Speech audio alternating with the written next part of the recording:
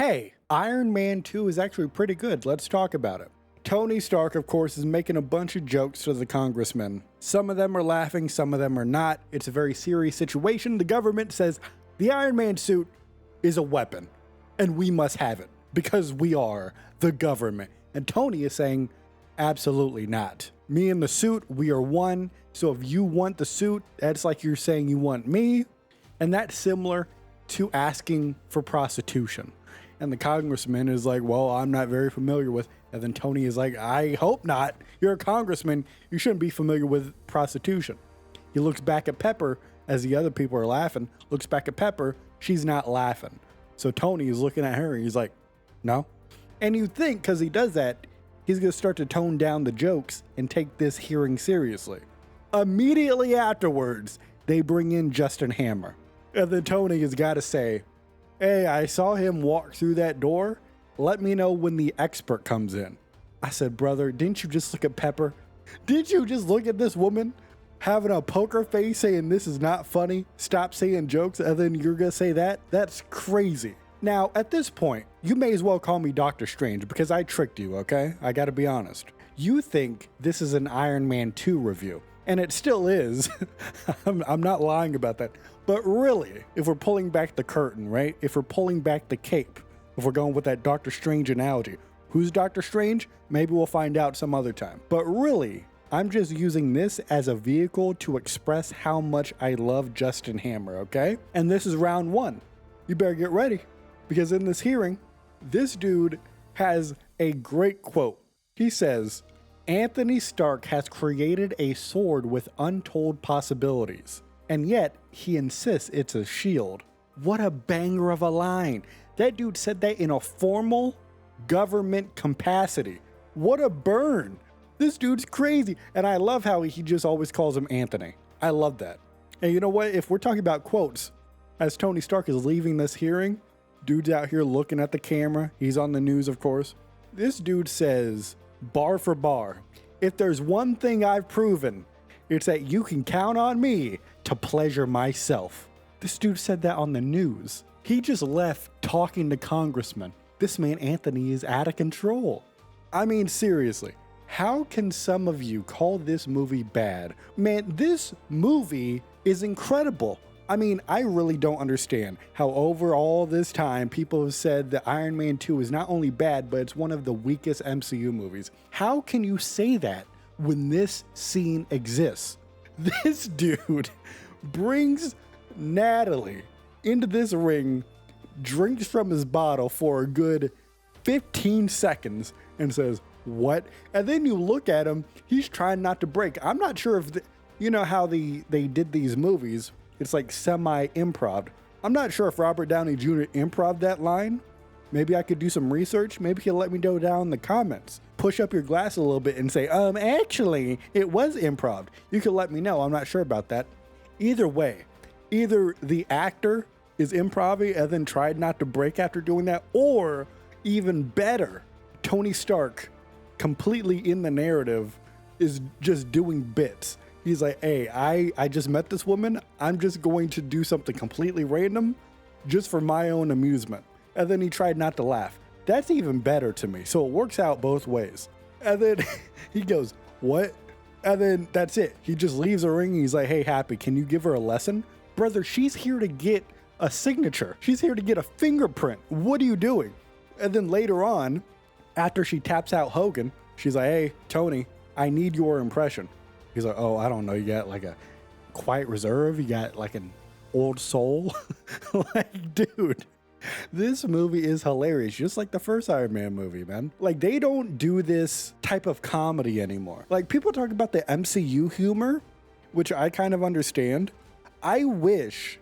My problem isn't the MCU having like a stylized humor that goes across the movies. What I am upset about is that it's not this type of comedy. They don't do this type of comedy. It's what they do now is kind of like more, I don't even know how to describe it. It's just different than what this is. This is like more, I guess, absurd, organic, awkward comedy. I wish we got more of this type of comedy.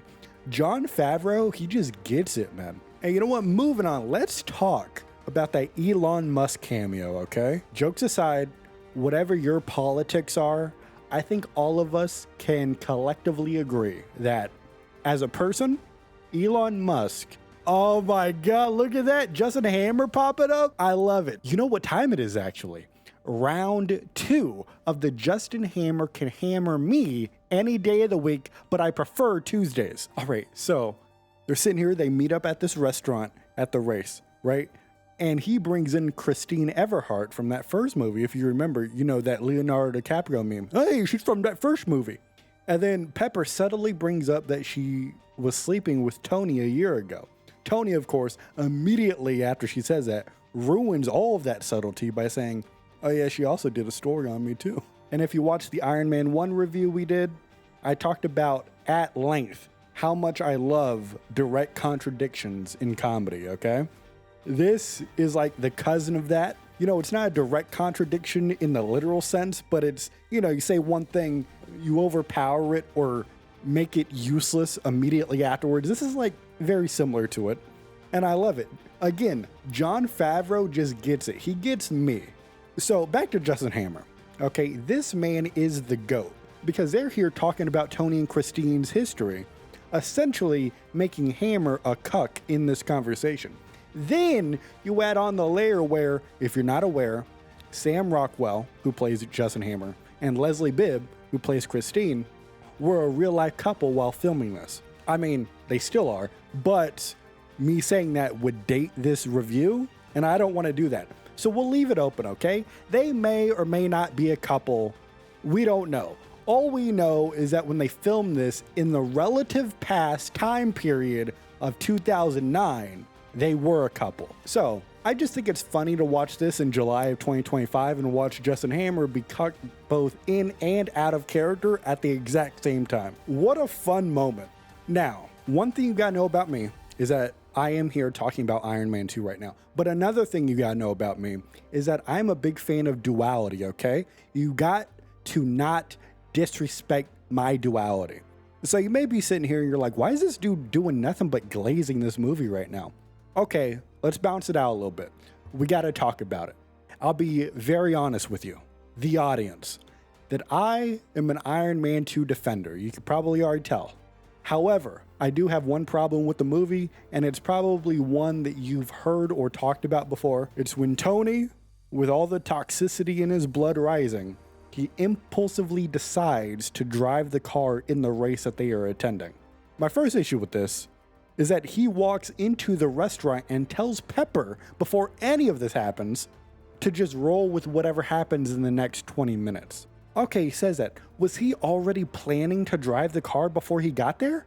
And if so, if he was planning it, which could make sense, why did he look into the mirror in the restaurant and ask himself for more bad ideas, and then we immediately cut to him announcing that he's driving the car, which implies he came up with the idea in the restroom. So I don't really know what was going on logically with that, because I'm sitting here, I'm thinking about it.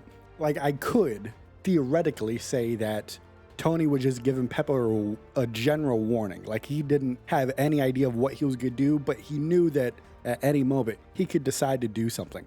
But like, they were going there to eat at the restaurant and watch the race.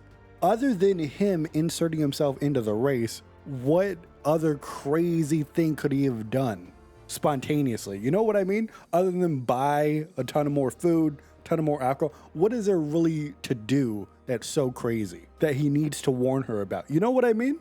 And the other thing I've heard people talk about, I don't necessarily have a problem with this, but I've heard people question how Whiplash knew about Tony driving the car and he attacked.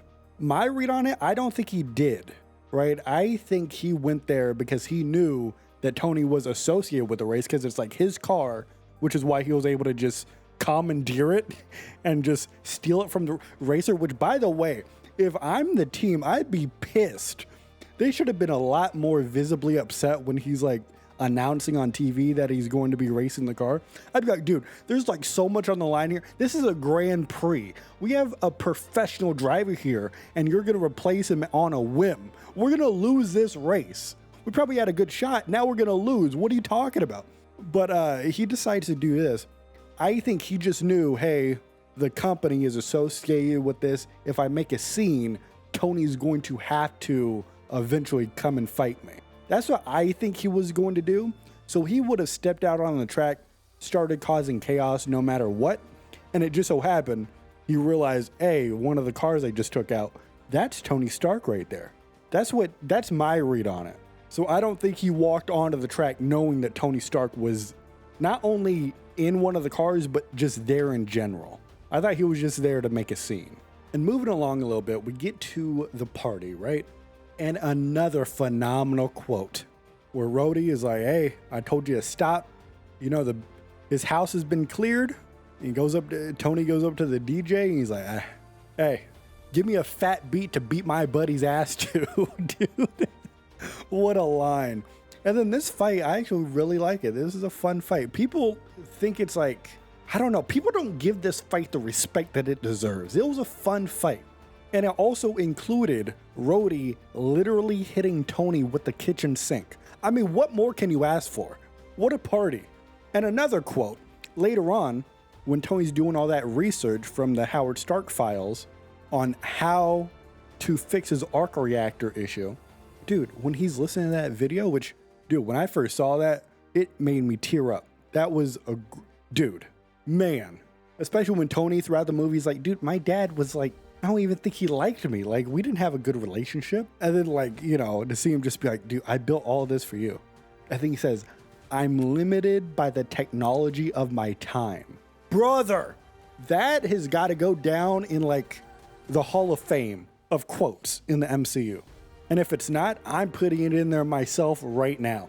That is you know, I'm not going to do future spoilers, but that and a certain other one-line quote, Hall of Fame worthy. But I'm inducting it. You know what? Let me do the induction myself. Hold on, let's do it. Hello, great people. Glad to have you here. Today is a great day. We are inducting a great quote into the MCU quote Hall of Fame here. And the quote reads as such: I'm limited by the technology of my time. Thank you, everybody. Have a great night. All right, so we just inducted it. This quote is actually so good that it reminds me that it is about time for round 3 of the Justin Hammer Step Up to the Plate or platform if you're an Iron Man and try to name a more entertaining antagonist invitational. All right, so Justin's out here. This is when the Hammer and Ivan Vanko relationship has fell apart, right? They clearly don't work well together. Justin goes into the cell with his little cronies. He's looking at Ivan dead in his eyes. He says, you love that bird, don't you? You know what? Take the bird. Take his pillows too, both of them. And his shoes. Take his shoes. I took your stuff. How does that make you feel? Do you feel bad? Good. Because that's how I feel. Pregnant pause. Dude, this guy's incredible. I just love this movie so much. The comedy hit for me. And the plot is engaging too. I like it.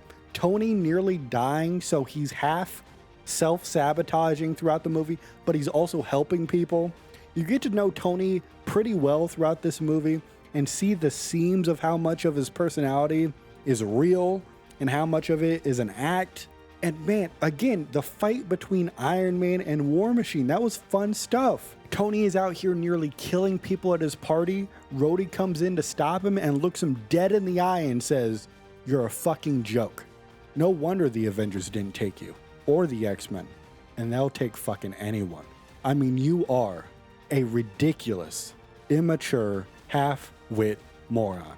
I have never met a sadder, more attention-starved, jabbering little prick in my entire life, and that says a lot because I've been alive for more than 200 fucking years. And I'll tell you, that bald chick was right about one thing. You will never save the world.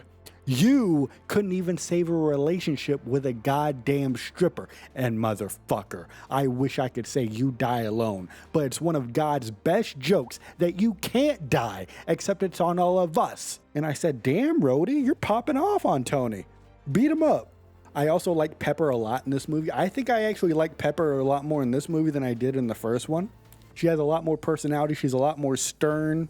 She has a lot more presence Of course, she's more involved in the story, which I like a lot. I still don't entirely buy their romantic relationship.